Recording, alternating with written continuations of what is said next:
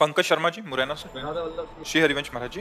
महाराज जी, रामचरितमानस में तुलसी बाबा जी ने लिखा है कि जन्म विवाह मरण गति सोई, जहां जस लिखा तहां तस होई। महाराज जी, व्यक्ति का जन्म मृत्यु और विवाह पहले से निश्चित है, फिर महाराज जी सुयोग्य पति या पत्नी की प्राप्ति के लिए भगवान शंकर या माता अम्बा जी की भावी मेट सके त्रिपुरारी, अभी तो लिखा है जो तप करे तुम्हारी कुमारी, तो भावी मेट सके त्रिपुरारी, अभी तो लिखा है रामचरितमानस में। तो इसमें संशय क्या? अगर भगवान शंकर की आराधना की जाए, अम्बा जी की आराधना की जाए, तो जो भाग्य में लिखा हो उसको मिटार करके नवीन लिख सकते हो। भगवान है जो तप करे तुम्हारी कुमारी, तो भावी मेट सके त्रिपुरारी। यदि तपस्या की जाए और भगवान शंकर को प्रसन्न कर लिया जाए, तो हमारे जो भाग्य में लिखा है उसको मिट सकते हैं। तप होना चाहिए। हाँ, भजन तप के द्वारा ही तो भाग्य मिटेगा, ऐसे थोड़ी मिटेगा। तो इतना व्रत उपवास करके भगवान का नाम जप करना, भगवान शंकर को अभिषेक करना, अम्बा जी की आराधना करना, तो उससे सब बदल। भजन करने से सब ठीक हो जाता है।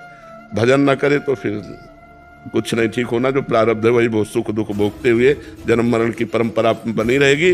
भजन करोगे सब ठीक हो जाएगा। चाहे राम का भजन करो, चाहे कृष्ण का भजन करो, चाहे शिव का, वो सब एक ही परम तत्व है। भजन से वारि मथे घृत होए बरु, सिकता ते बरु तेल, और बिनु हरि भजन न भवतरी, या सिद्धांत पेल।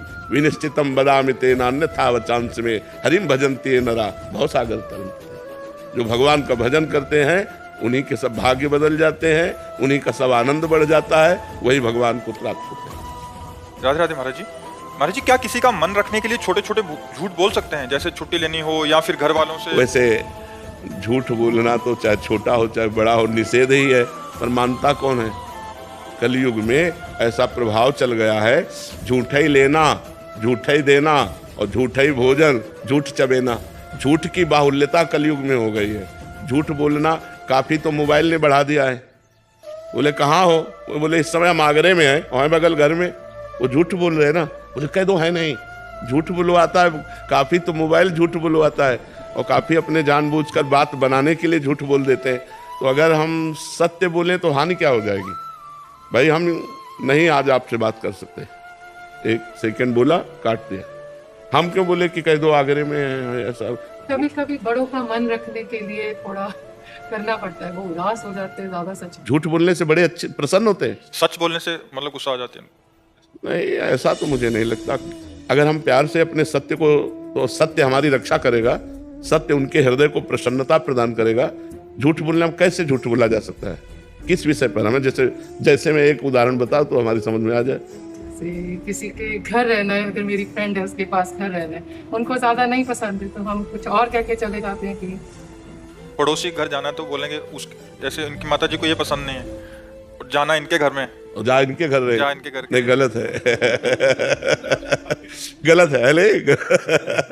तो अगर हम अपनी गलती सुधारे तो ठीक है।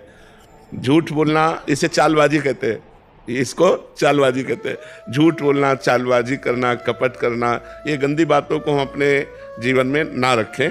सीधी बात है, आपको पसंद नहीं लेकिन हमारा कार्य है वहां तक जाना, तो आप क्षमा कीजिएगा, मैं वहीं जा रही हूँ जहाँ आप नहीं चाहती हैं, हमें जाना अनिवार्य है।